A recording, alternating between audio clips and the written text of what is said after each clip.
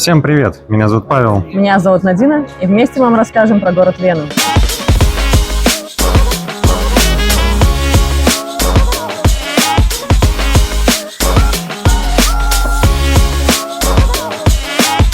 Мы начинаем нашу экскурсию с центра города. Сзади нас находится статуя трубочиста. А трубочист, как известно, приносит удачу. Останавливаться и смотреть красоту можно у каждого здания, которое встречаете по дороге. Часы Анкер находятся в мосту, который соединяет две части здания. Каждый день в 12 часов дня проходит парад фигур под музыкальное сопровождение. А во время Адвента каждый день в 17 часов вечера играют рождественские мелодии. За моей спиной находится иезуитская церковь или университетская церковь. Вход в эту церковь абсолютно бесплатный, и каждый может зайти и оценить своими глазами всю красоту, которая окружает.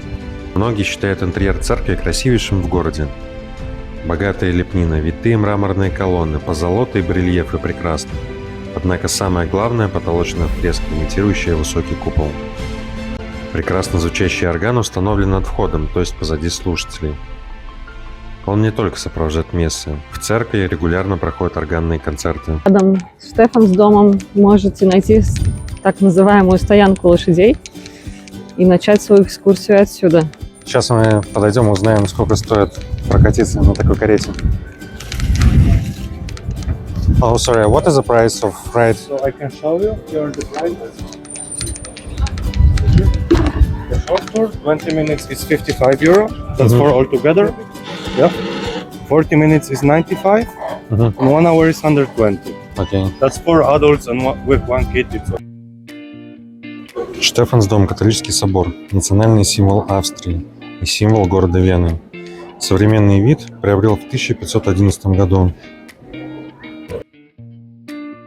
В Штефансдом настолько большой поток туристов, что приходится огораживать место, где могут молиться местные жители, чтобы туристы не мешали. В этой церкви поразительно красивый орган. Еще под восточным крылом находятся катакомбы, старое кладбище, в которых похоронено около 11 тысяч человек. На северной башне собора находится исполинский колокол Новый Пумерен, весом почти 21,5 тонны. На башне можно купить памятную монету за 2 евро. С этой башни открывается потрясающий вид на город Вена. Также виден мусоросжигающий завод Шпиталау, куда мы и направимся. Как вы думаете, кто спроектировал этот чудесный завод? Его спроектировал тот самый Хунdertwasser. Этот завод отапливает не только себя, он отапливает 60 тысяч квартир, больницу, несколько предприятий. В год он сжигает, вдумайтесь только, 265 тысяч тонн бытовых отходов.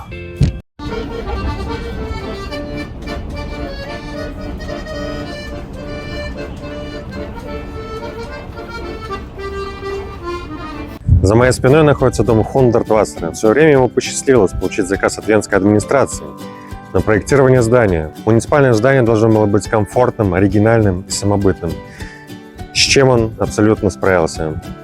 Хунdertwasser не любил прямые линии, что можно заметить по дизайну и фасаду здания. В этом здании находится 52 квартиры, 19 открытых террас и высажено около 250 деревьев. Напротив дома Хунdertwasser находится деревня Хунdertwasser, в которой можно купить открытки, магнитики, покушать, просто провести время во время плохой погоды. Рингштрассе нужно посмотреть. Это можно сделать бюджетно по маршруту первого трамвая или на экскурсионном трамвае по Рингу. Это моя воля. Этими словами император Франц Иосиф распорядился строительству Рингштрассе. Лучшим временем для приятной трамвайной прогулки вокруг сердца Вены считается период в районе 11 утра. Сейчас мы находимся возле Венской ратуши. Также здесь городской каток находится. Ратуша является самым крупным и значительным религиозным зданием города. В зависимости от времени года на площади перед ратушей проходят рождественские рынки, выставки или, как сейчас, каток. Рядом с главным катком есть лягушатник для будущих спортсменов. Мы с вами находимся в Кобурге. Это бывшая зимняя резиденция монаршей династии Габсбургов. Также Кобург является одним из самых крупнейших дворцовых комплексов в мире. И он построен в стиле барокко. Если вас мучает жажда, то спокойно увидев такие питьевые фонтанчики, можете подходить и пить. Вообще Вена и австрийцы очень бережно относятся к экологии. Венская опера может похвастаться самым богатым репертуаром в мире. За сезон ставится около 50 различных оперных и балетных представлений. Также в опере проходит Венский бал – традиционное мероприятие, проходящее в Вене во время бального сезона. Напротив Венской оперы мы переходим улицу и видим одну из самых популярных кондитерских в Вене.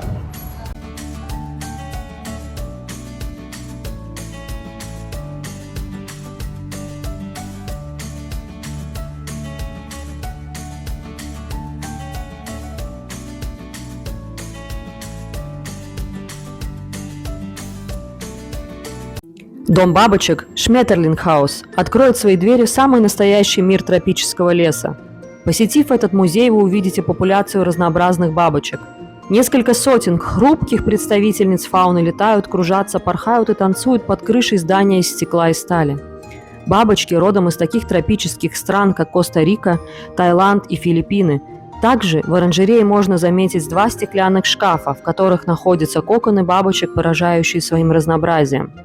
Но при посещении музея нужно изучить в Гугле часы посещаемости, так как он не очень большой и вы рискуете попасть в самый час пик. Тогда там не будет очень комфортно. Напротив дворцового комплекса Хоббург находится площадь Марии Терезии с памятником в ее честь. На этой площади также находятся 2 прекрасных музея – естествознания и истории искусств. За площадью находится музейный квартал, расположенный на месте бывших имперских конюшен, занимающий площадь 60 тысяч квадратных метров.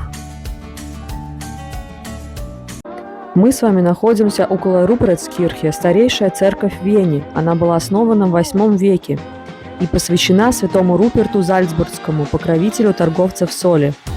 Район вокруг церкви в народе прозвали Бермудским треугольником, так как куда ни поверни, одни бары, и люди говорят, что теряются в водовороте кафе и баров, как корабли в печально знаменитом Бермудском треугольнике.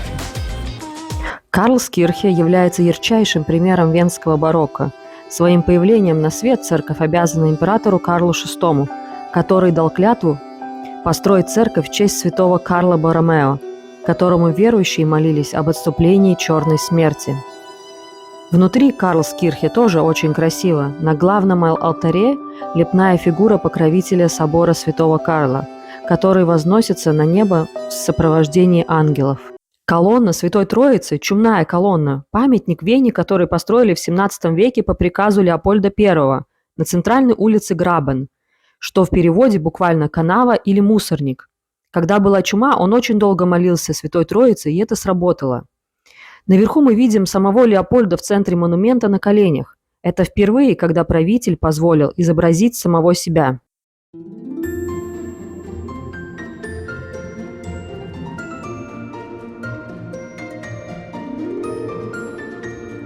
Бельведерский комплекс называют австрийским Версалем. Этот сад был разбит в честь Евгения Савойского, который победил турков. Мы с вами дошли до фонтана практически в середине парка. Но, к сожалению, так как мы сейчас зимой, они не работают. Они работают с 15 апреля по 15 октября. Чтобы вздохнуть красотой этого парка, конечно, следует приезжать поздней весной или летом, так как мы видели красивый лабиринт, но и вечером очень красивый вид на сам Бельведер.